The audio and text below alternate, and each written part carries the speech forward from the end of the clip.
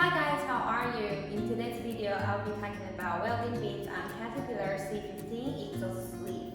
We prepared 3 different samples from 3 different manufacturers. The first one is from the aftermarket manufacturer. The second one is from genuine Caterpillar. The third one is from MJ Gasket.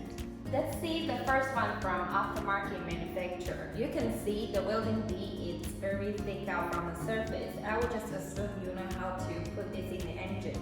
The whole sleeve should go all the way into the pipe. If the welding bead is too high, the pipe cannot go all the way in. This will cause problem. The gasket just cannot function properly. The second one is from genuine Caterpillar. You can still see the welding bead, but the surface is very flat. You will just know this will go directly all the way into the pipe without any problems or obstacles. And the third one is our version of C15 exhaust sleeve. We use one-piece molding technology, so there is no welding points. We have had some testing results from our clients, and the result is similar to the OEM ones.